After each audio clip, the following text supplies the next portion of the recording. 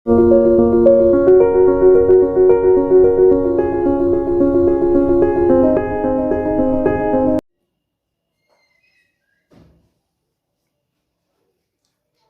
हिंद दोस्तों। Hari sir GS centre Kashi YouTube channel पर आप लोगों का स्वागत करता हूं। एक एक कथानक प्रचलित है, एक कथा प्रचलित है, एक कहावत प्रचलित है, यदा यदा ही धर्मस्य ग्लानिर्भवतु भारत अभ्युत्थानम अधर्मस्य तदात्मानं सृजाम्यहम्।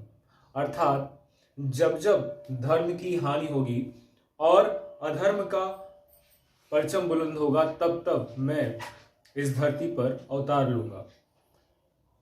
यही जो कहावत है, यही जो कथानक है, यह चरितार्थ हो रही है धार्मिक आंदोलन जो प्राचीन इतिहास का एक अध्याय है। धार्मिक आंदोलन में समय समय पर, चाहे वो शैव धर्म हो, चाहे वो भागवत धर्म हो, चाहे वो बौद्ध धर्म हो, जैन धर्म हो, ईसाई धर्म हो, इस्लाम धर्म हो, पारसी धर्म हो, इसके माध्यम से ईश्वर ने, प्रकृति ने, कुदरत ने देवदूतों को, ईश्वर को स्वयं अवतरित कराया है या भेजा है। धार्मिक आंदोलन श्रृंखला में जो पहला वीडियो हमारा था जैन धर्म, और उसकी अधिकांश बातें हो गई थी, लगभग 90% बातें हो गई थी। कुछ बातें शेष थी जो उसके समापन के बाद है। तो मैंने बताया था कि जैन धर्म की शुरुआत तब होती है जब इस भारत में जो ब्राह्मण धर्म था, जिसे आप वैदिक धर्म मानते हैं, इसमें जब बुराइयों ने अपना बसेरा बना लिया और जब इसमें पशु बलि होने लगी, कुरीतियां आने लगी, ऊंच नीच, जाति पाति, वर्ण, इनके भेद होने लगे, मनुष्य से मनुष्य को दूर किया जाने लगा, तब लोगों की इच्छाएं ऐसे धर्म की तलाश में थी जो आए और आने के बाद सबको संभाव से एक साथ में लेकर चले, और ईश्वर की अनुकंपा से जैन धर्म का प्रभाव हुआ। 599 ईसा पूर्व में जैन धर्म के संस्थापक महावीर अर्थात वर्धमान का जन्म हुआ था और उनकी मृत्यु 72 वर्ष की आयु में हुई। ये सब बातें मैंने धार्मिक आंदोलन के पहले वाले वीडियो में पूरा कर लिया है। आज हम लोग पढ़ेंगे उसके जो शेष बातें हैं कि जो धार्मिक आंदोलन है वो जैन धर्म कितने भागों में बटा। तो ये सत्य है कि महावीर स्वामी की मृत्यु के बाद जैन धर्म 2 भागों में बट गया। एक था श्वेतांबर और दूसरा था दिगंबर।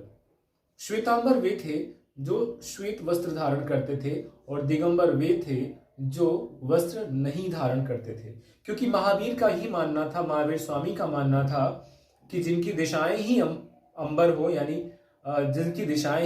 यानी वस्त्र हो, उन्हें वस्त्र की क्या आवश्यकता है। तो इस तरह से उन्होंने भी वस्त्र त्यागा था। तो दिगंबर जो है उन्हें हूबहू फॉलो करते हैं। श्वेतांबर वाले इसमें श्वेत वस्त्र धारण करते हैं। इसमें स्त्रियों का भी ढेर सारा इसमें रोल है। तो इस धर्म के संदर्भ में बातें करेंगे। उसके बाद ये धर्म जो है वो उनमें क्या क्या मान्यताएं हैं, किसको मानता है, किसको नहीं मानता है, इस पे चर्चा करेंगे। चर्चा करने के बाद इन्हीं के कुछ वर्षों बाद, जैसे कि 599 ईसा पूर्व में तो पैदा हुए थे वर्धमान, लेकिन ठीक 583 ईसा पूर्व में, 563 ईसा पूर्व में कौन पैदा हुए थे? गौतम बुद्ध जी। उनके बचपन का नाम सिद्धार्थ था। इन दोनों में बुद्ध ने भी वही मार्ग अपनाया जो बहुजन हिताय के लिए हो, अधिकांश लोगों के हित के लिए हो।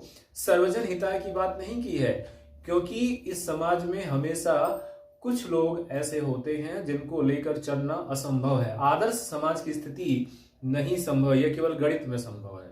तो उन्होंने सर्वजन हिताय ना कह के बहुजन हिताय, बहुजन सुखाय की बात कही और तमाम दबे कुचले वंचित लोगों को लेकर के चलने का प्रयास किया, और इससे पूरे भूभाग पर, पूरे धरती के बहुत बड़े क्षेत्रफल पर लाभ मिला था भगवान बुद्ध के आने से और भगवान महावीर स्वामी के आने से। आगे पढ़ेंगे कि इन दोनों के मध्य क्या समानता थी, दोनों में कौन ज्यादा लोकप्रिय हुआ, कौन कम लोकप्रिय हुआ, ज्यादा लोकप्रिय हुआ तो क्यों हुआ और कम लोकप्रिय हुआ तो उसके पीछे कारण क्या थे। क्या जैन धर्म ज्यादा कठोर था? क्या बौद्ध धर्म में मध्यम मार्ग अपनाया गया? जैन धर्म की कौन सी कठोरताएं हैं जो लोग आम आदमी के सोचने भर से वो सिहर जाता है? ये तमाम कुछ अनछुए पहलू हैं जिन पर बात किया जाएगा। अभी आपकी जानकारी के लिए ये बता देते हैं कि जो जैन धर्म है इसमें एक पद्धति होती है संलेखना या संथारा पद्धति। एक संक्षिप्त जानकारी जो मुझे ये है कि संथारा पद्धति या संलेखना पद्धति में जब जैन धर्म के मानने वाले जो साधक होते हैं जब वो मरने लगते हैं, जब उनका अंत समय समीप आता है, तो 1 मास के करीब पहले ही वो अन्न जल दोनों त्याग देते हैं। अन्न जल त्यागने के बाद उनका जब शरीर जब जर्जर और कमजोर हो जाता है तो उसको पीड़ा पहुंचा करके, बालों को उखाड़ करके, शरीर के बालों को उखाड़ करके, पीड़ा पहुंचा करके धीरे धीरे करके उस शरीर से प्राण को निकाला जाता है। इसमें मान्यता है कि जितना ही इस शरीर को, इस देह को पीड़ा पहुंचेगी, आत्मा उतनी ही शुद्ध होकर निकलेगी। हालांकि आत्मा की बात और ईश्वर की बात नहीं की गई है जैन धर्म में। जैन धर्म में कर्म और पुनर्जन्म की बात की गई है, ईश्वर को नकारा गया है। हालांकि देवताओं को माना गया है लेकिन जिन से नीचे माना गया है जैन धर्म में। तो इसी के साथ ही थोड़ा बौद्ध धर्म की बातें कर लेते हैं। बौद्ध धर्म के प्रवर्तक जो भगवान गौतम बुद्ध हैं, इनका जन्म कपिलवस्तु के लुम्बिनी में हुआ था 463 ईसा पूर्व में, 563 ईसा पूर्व में और 483 में इनकी मृत्यु हुई थी। ये सारा कुछ इसमें है, आपको स्क्रीनशॉट का पूरा मौका मिलेगा। इनके पिता सुद्धोधन जो थे, इनके पिता सुद्धोधन शाक्य गणराज्य के थे, जबकि महावीर स्वामी के पिता जो सिद्धार्थ थे वो जात्रक कुल के थे। इनकी पत्नी का नाम, मतलब भगवान बुद्ध की पत्नी का नाम क्या था? यशोधरा था, जबकि भगवान महावीर की पत्नी का नाम क्या था? यशोदा था। इनकी माँ का नाम क्या था? महामाया, और जबकि इनकी माता का नाम क्या था? त्रिशला। तो इन दोनों में तुलनात्मक अध्ययन है। तो भगवान बुद्ध के जन्म के समय भी वही भविष्यवाणी हुई थी सुद्धोधन के सामने कि आपका पुत्र या तो यशस्वी राजा बनेगा या तो सन्यासी बनेगा।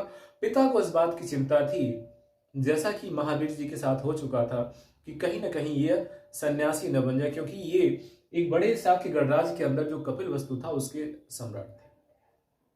तो इन्होंने बेटे सिद्धार्थ के बचपन के लालन पालन में कोई कमी नहीं छोड़ी, यहां तक कि मनोरंजन के समस्त साधन, शिक्षा के समस्त साधन वो राजमहल के अंदर ही था।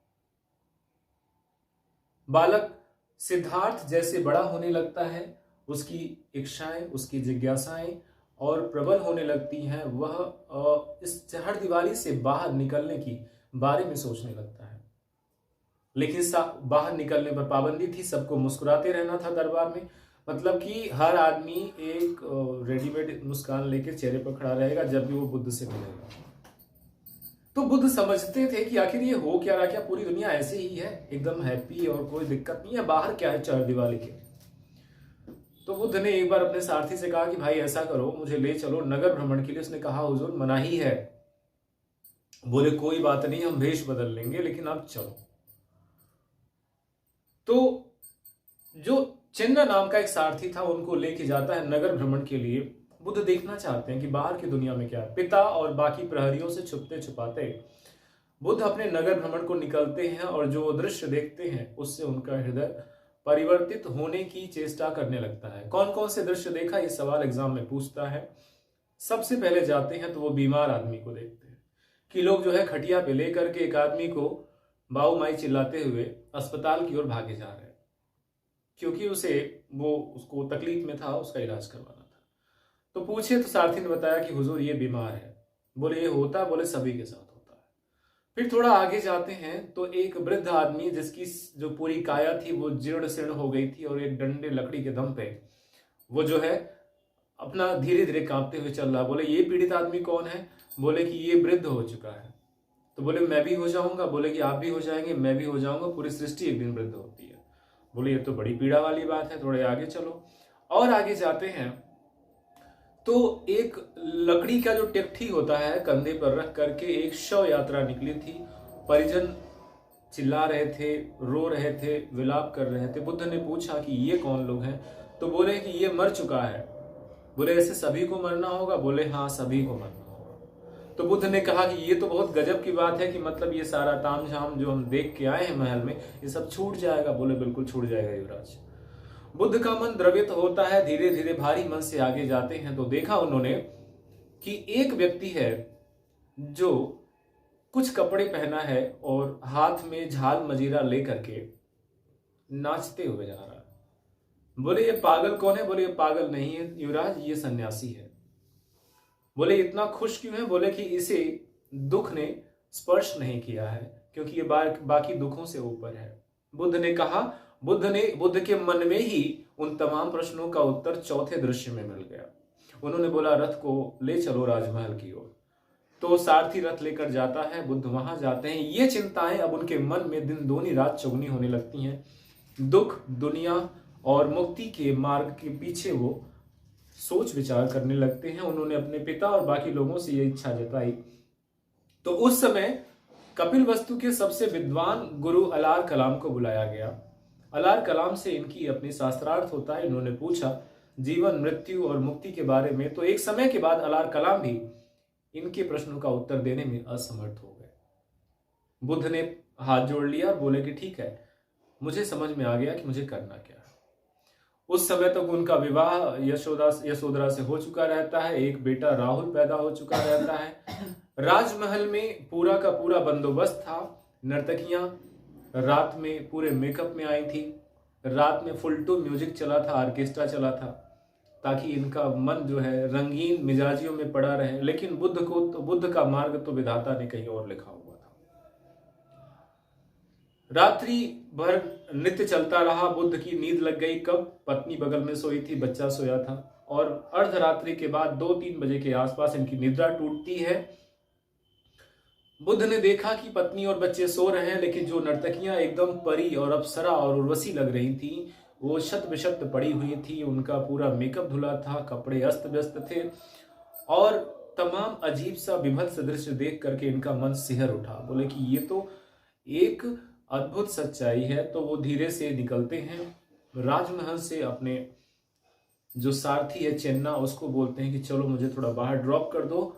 चेन्ना ने कहा इतनी रात कहाँ युवराज? बोले कि चलो प्रश्न ना करो। तो चेन्ना आज्ञा का पालन करते हुए अपने घोड़ा कंथक को लेता है। तो घोड़ा कंथक, सारथी चेन्ना और साथ में बुद्ध पूरे गहने से ऊपर नीचे मुकुट, स्वर्ण आभूषण, हीरे से जो है वो लदे हुए घोड़े पे बैठ जाते हैं। घोड़ा को बीच जंगल में ले जाते हैं और जंगल के मध्य में अपने सारथी चेन्ना से कहते हैं भाई यहाँ तक साथ देने के लिए बहुत आभार। ये समस्त वस्त्र, आभूषण, हीरे, जवाहरात सब उसे सौंप देते हैं और अपने एक गेरुआ वस्त्र धारण करते हैं और जंगल में विलीन हो जाते हैं। कहते हैं किसी से बताना मत, मैं कहाँ जा रहा हूं। बुद्ध ने घर छोड़ दिया। इस घटना को महाविनिष्क्रमण कहते हैं बौद्ध धर्म में। वह छोड़ने के बाद बुद्ध जाते हैं और जाने के बाद वो कहाँ पहुंचते हैं बच्चों? पहुंचते हैं एक ऐसे वन में, उपवन था, जहां पर 5 साधु, 5 ऋषि बैठे हुए थे, जो कौंडिन्य आदि ब्राह्मण कहते हैं। उनकी परमिशन से वो भी बैठ गए ज्ञान की खोज में। यह तय हुआ कि कोई किसी के द्वारा दिया हुआ प्रसाद या भोजन नहीं करेगा, नगरवासी के दिया हुआ। बुद्ध ने भोजन छोड़ दिया था, सभी ने छोड़ दिया था। शरीर एकदम जीर्ण शीर्ण हो गई थी। बुद्ध देखने में बहुत खूबसूरत थे, यंग, हैंडसम, डैशिंग थे।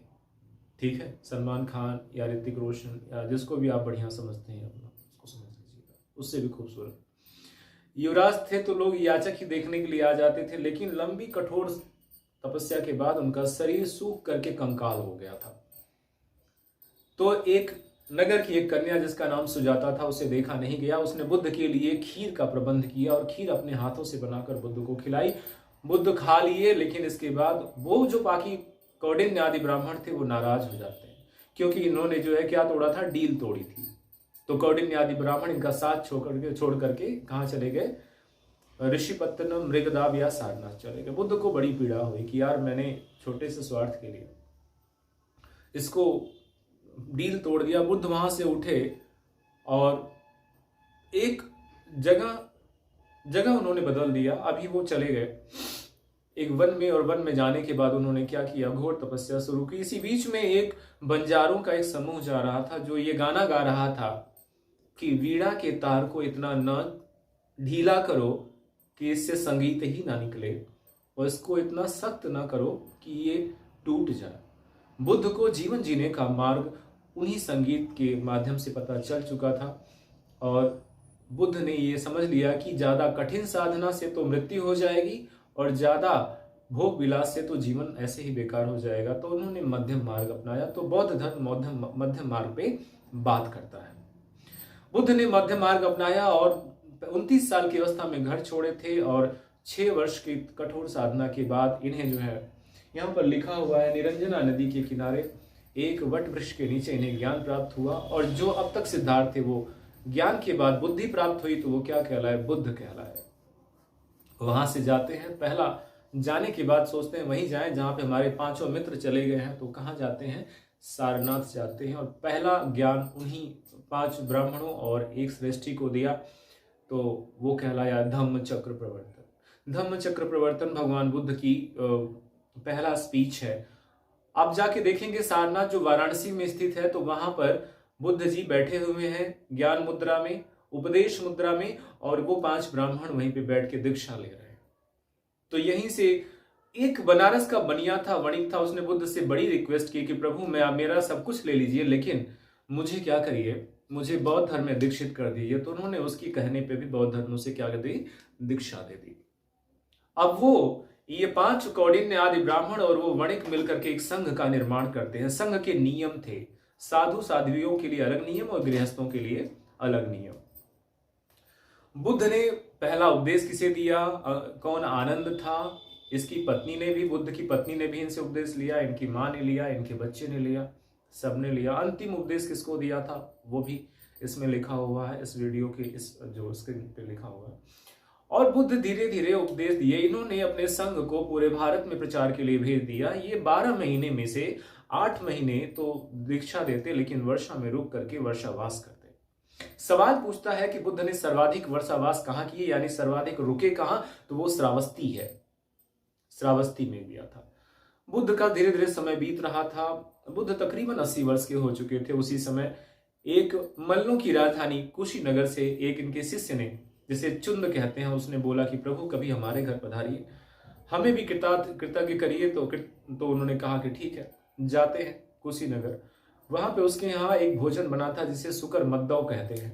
कुछ लोग सुअर का मांस कहते हैं कि सुअर का मीठी उसके घर में बनता था, उसकी माली हालत खराब थी।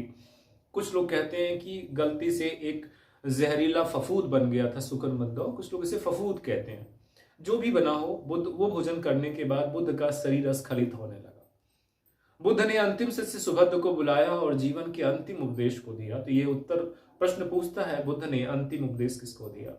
सुभद्र को दिया था। प्रथम उपदेश जो है, प्रथम इनका शिष्य वैसे जरूर इनका भांजा था आनंद, लेकिन अंतिम सुभद्र था। इस तरह से 80 वर्ष की अवस्था में 483 ईसा पूर्व में बुद्ध ने अपना शरीर त्याग दिया। बौद्ध धर्म से संबंधित तमाम इंफॉर्मेशन को हमारे साथ में इसको नोट कर लीजिए। बस जो कुछ छूटा है वही, बाकी तो मैंने बोल ही दिया है। चलिए आइए देखते हैं। पहला लिखा है कि जैन धर्म में ईश्वर और आत्मा में विश्वास नहीं करता है, जबकि कर्म और पुनर्जन्म में विश्वास करता है। ये सवाल कई बार पीसीएस में पूछा गया, इसे नोट कर लीजिएगा। जैन साहित्य को आगम कहते हैं, ये इंपॉर्टेंट है, इसको मैं स्टार लगा देता हूं, ये नोट करिएगा। जैन ग्रंथ में 12 अंग, 12 उपांग, 10 प्रकीर्ण, 6 छेद सूत्र और 6 मूल सूत्र है। 12 अंग, 12 उपांग, 10 प्रकीर्ण, 6 छेद सूत्र और 6 मूल सूत्र है। जैन धर्म अर्ध मगही भाषा में लिखा गया, जिसे प्राकृत भाषा भी बोलते हैं। ये वेरी वेरी इंपॉर्टेंट क्वेश्चन है, न जाने कितनी बार ये वनडे एग्जामिनेशन पीसीएस और आईएएस में पूछा होगा। तो अर्ध मगधी भाषा है, जिसे प्राकृत भी कहते हैं। भगवती सूत्र में महावीर के जीवन पर चर्चा है। इनके मरने के बाद, महावीर के मरने के बाद जैन धर्म 2 भागों में बढ़ गया। नंबर 1 श्वेतांबर और नंबर 2 क्या बच्चों? दिगंबर है। श्वेतांबर श्वेत वस्त्र पहनते थे, जिसके प्रतिपादक स्थूलभद्र थे, और दिगंबर जो थे वो वस्त्र नहीं पहनते थे, नंगे रहते थे। इनके प्रतिपादक कौन है? भद्रबाहु है। नीचे मैंने लिखा है कि इन दोनों में मूलभूत अंतर थे। तो जो श्वेतांबर थे भगवान महावीर को विवाहित मानते हैं, जैसा मैंने भी चर्चा किया, और जो दिगंबर है ये भगवान बुद्ध महावीर को अविवाहित मानते हैं। कौन कौन से पर्वत हैं जो भगवान महावीर से जुड़े हैं? तो पहला है कैलाश शिखर, ये नेपाल में है। दूसरा सम्मेद शिखर है। पहला कैलाश शिखर, ये नेपाल में है। दूसरा सम्मेद शिखर है, जो झारखंड में है। तीसरा माउंट आबू है, और चौथा शत्रुंजय, माउंट आबू राजस्थान में है। ये कहाँ पे बच्चों? राजस्थान में है। और जो चौथा है शत्रुंजय, शत्रुंजय शिखर, ये कहाँ पे? गुजरात में है। तो ये पूरा कंपाइलेशन हो जाता है जैन धर्म के बारे में, उसके थॉट के बारे में, उसके डिवीजन के बारे में। आगे आते हैं बौद्ध धर्म के बारे में। बौद्ध धर्म में संस्थापक गौतम बुद्ध हैं। बौद्ध धर्म के संस्थापक कौन है? गौतम बुद्ध है। इनके बचपन का नाम क्या था बच्चों? सिद्धार्थ। इनका जन्म 563 ईसा पूर्व में और 80 वर्ष के बाद इनकी मृत्यु 483 ईसा पूर्व में हो जाती है। जन्म इनका होता है कपिल वस्तु के लुम्बिनी में, जो आज कहाँ पे? नेपाल के पास में है। पिता सुद्धोधन थे, शाक्य गणराज्य के राजा थे। माता महामाया था, माता का नाम महामाया था। हालांकि इनकी डेथ हो गई थी, इनकी मम्मी की मृत्यु जो है बुद्ध जी की हो गई थी इनके जन्म के 1 सप्ताह बाद ही। और इनका पालन पोषण इनकी मौसी ने किया था। उनका नाम क्या था बच्चों? गौतमी प्रजापति। एक एक शब्द क्वेश्चन है, ध्यान दीजिएगा, गंभीर बात बता रहा हूं।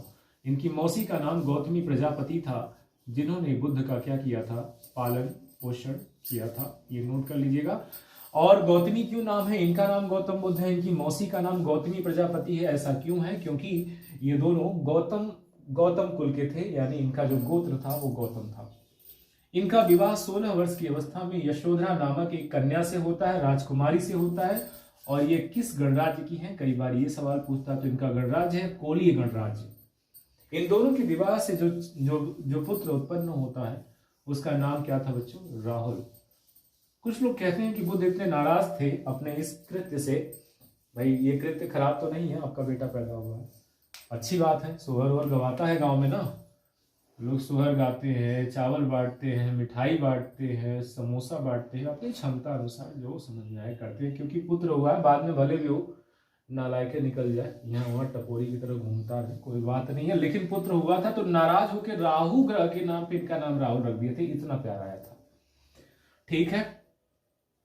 29 वर्ष में ये गृहत्याग करते हैं। 29 वर्ष की अवस्था में, देखिएगा, महावीर 30 वर्ष की अवस्था में गृहत्याग किए थे, जबकि बुद्ध 29 वर्ष की अवस्था में गृहत्याग करते हैं। इस घटना को क्या बोलते हैं? एक भाषा है, इसको बोलते हैं महाविनिष्क्रमण। एक शब्द है, इसको नोट करिएगा, ये वेरी वेरी इंपॉर्टेंट है, VIP क्वेश्चन है ये। इनके घोड़े का नाम कंथक था, मैंने बोला था कंथक नाम था। और सारथी का नाम क्या है बच्चों? चन्ना या चिलन्ना नाम है। इनके ध्यान गुरु अलार कलाम होते हैं। और इनके ज्ञान की प्राप्ति 6 वर्ष की कठोर तपस्या के बाद 6 ईयर लग जाते हैं। कहाँ पे होता है? निरंजना या फाल्गु नदी के किनारे होता है। और वृक्ष का नाम क्या है? बरगद है, वट का वृक्ष है। प्रथम उपदेश मैंने बताया कि वही जो नाराज 5 इनके कौंडिन्य आदि ब्राह्मण मित्र चले गए थे, वहीं पे जाकर के पहला उपदेश देते हैं कि भाइयों, नाराज होके आए थे, मैंने खीर खाया था, कोई बात नहीं यार, भूख लग गई थी, खा लिया था, इतना नाराज होने की क्या जरूरत है, चलो मिलजुल के बातें करें। तो सब पहले भी शंका कर रहे थे, फिर शंका की कि आया है दोबारा, फिर मैं कुछ खा ले यहाँ पे। बोले एकदम टेंशन मत लो, मुझे सब प्रश्नों की उत्तर पता है, धरती से आसमान तक जो प्रश्न पूछो मैं उत्तर दूंगा। तो इस तरह से कन्विंस किया और पहला उपदेश इन्हीं 5 कौंडिन्य आदि ब्राह्मणों को सारनाथ में दिया। इसे मृगदाब और ऋषिपत्तनम भी कहते हैं। ये सवाल पूछा गया है कि मृगदाब किसका नाम है? बुद्ध का उपदेश पाली भाषा में हुआ था। 4 घटनाएं इंपॉर्टेंट हैं। कौन कौन सी? बीमार, वृद्ध, मृतक और सन्यासी। 4 घटनाएं भगवान बुद्ध से इंपॉर्टेंट है बच्चों ने, नोट करिएगा। मृत्यु उनकी 80 वर्ष की अवस्था में मल्लों की राजधानी कुशीनगर या कुशीनारा में होती है। ये कस्या गांव है। ये नई इंफॉर्मेशन आपके लिए है कि भाई गांव का नाम क्या है? कस्या गांव है। तो कसाई मत कहिएगा, कस्या गांव है। कस्या गांव में इनकी मृत्यु हुई थी, जो कहां पे है? कुशीनगर में।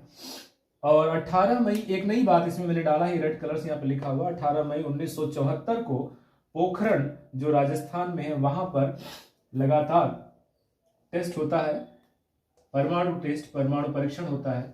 और उसका नाम भी क्या था? बुद्धा स्माइलिंग। याद करिएगा, इंपॉर्टेंट है। बुद्धा स्माइलिंग के नाम से हमारे देश में पहला परमाणु परीक्षण हुआ। उसके बाद तो अटल साहब ने आने के बाद तो फुलझड़ी लगा दी, परमाणु बम को ऐसे छोड़ा एक के बैग एक कि भारत परमाणु शक्तिशाली देश बन गया। 4 आर्य सत्य हैं। 4 आर्य सत्य बौद्ध धर्म में कौन कौन से हैं? दुख, दुख समुदाय, दुख निरोध और गामिनी प्रतिपदा। तो ये 4 बातें हैं, 4 आर्य सत्य हैं। अष्टांगिक मार्गों की बात की गई है। जैन धर्म के समान बौद्ध धर्म भी अनिश्वरवादी ईश्वर को नहीं मानता, अनात्मवादी आत्मा को नहीं मानता, लेकिन कर्म और पुनर्जन्म में विश्वास करता है। ठीक है, बुद्ध के अनुयायी कौन कौन से थे? तो पहला अनुयायी जो बुद्ध का था, ये कई पुस्तक इसको तपस्सु या मल्लिक कहते हैं, ये था। प्रथम शिष्य और निजी सेवक कौन था? आनंद था। प्रथम शिष्य और निजी सेवक आनंद था, जो बुद्ध का भांजा भी था। बुद्ध का क्या भांजा था? कहते हैं कि बौद्ध धर्म बाद में कमजोर कैसे हो गया, तो वहां से इसकी लिंक जुड़ा है आनंद से। आनंद से कई स्त्रियां जो इसमें शामिल होना चाहती थी, वो कहती थी कि हमें शामिल करवाइए, हम भी दीक्षा लेना चाहते हैं, जैसे कि उनकी पत्नी ने लिया, यशोधरा ने लिया। तो आनंद ने एक रिक्वेस्ट किया अपने भगवान बुद्ध से कि प्रभु, स्त्रियां भी आना चाहती हैं। तो बुद्ध ने एक चेतावनी देते हुए परमिशन दिया। बुद्ध ने कहा कि अगर स्त्रियां नहीं आती हैं तो यह धर्म 1000 वर्षों तक चलता, लेकिन अगर स्त्रियां आ जाएंगी तो यह धर्म 500 वर्षों में ही समाप्त हो जाएगा। और हुआ भी वही बाद में। बौद्ध धर्म एक चरमोत्कर्ष पर पहुंचने के बाद इसके मठों में भोग विलास, स्त्रियों के आने के साथ ही भोग विलास रंगरलियां शुरू हो गई, धन का संकेंद्रण होने लगा। जिसकी ये मनाही करते थे भगवान बुद्ध कि ये सब करना पाप है, गलत है, वो सब होने लगा। और यही कारण है, आप देखें कि बाद में पुष्यमित्र शुंग ने ब्राह्मण वंश की स्थापना की और बौद्धों के शीश के बदले में 100 स्वर्ण मुद्राएं इनाम रख दिया था। भयंकर इनकी हत्याएं हुई। जान बचा बचा के बौद्ध भिक्षु दूसरे देशों में, Burma, Nepal, Bhutan, Cambodia, Vietnam, चीन, तिब्बत, जापान, हर जगह भागे। तो ये इसके पतन का कारण था। लेकिन पहला शिष्य और सेवक जो था वो आनंद था। इनके कहने पर ही संघ में स्त्रियों का प्रवेश मिला था। तो इस तरह से बच्चों ये तमाम बातें हैं। मैं यहां से हट गया हूं, इसका स्क्रीनशॉट ले लीजिए, स्क्रीनशॉट ले लीजिएगा और इसको अपना नोट्स बनाइएगा, क्योंकि ये एक शब्द आपकी परीक्षा में स्टेपिंग स्टोन का काम करेगा, आपको बहुत मदद करने वाला। ये मेरा निजी तजुर्बा है। एक चीज और, यहां पर मैंने लिखा है कि ये स्तूपा और चैत्य क्या है। स्तूपा और चैत्य क्या है? तो जो स्तूप होते हैं वहां पर भगवान बुद्ध के शरीर से संबंधित, के जीवन से संबंधित तमाम सामान रखे जाते हैं, और चैत्य जो होता है पूजा गृह होता है। ठीक है, तो ये बातें आप करते हुए, ये इंफॉर्मेटिव भी है वीडियो, और जो है आपका जो कॉमन सेंस है, जनरल नॉलेज, वो भी बढ़ाएगा, और एक सामान्य अभिरुचि को भी ये मजबूत दिशा देगा। अपने दोस्तों से, अपने बड़े बुजुर्गों से, अपने मित्रों से, कॉलेज में, या जो लोग इतिहास से अपना स्नातक परास्नातक कर रहे हैं, उनके साथ ये वीडियो शेयर करिएगा। ज़्यादा से ज़्यादा पुण्य का आशीर्वाद आपको मिलेगा। और अपने तो लाइक, शेयर और सब्सक्राइब कर ही दीजिएगा इसे, ताकि हम लोगों को भी थोड़ा मनोबल मिले। अपना ख्याल रखिए, सुरक्षित रहिए, मिलते हैं फिर। जय हिंद।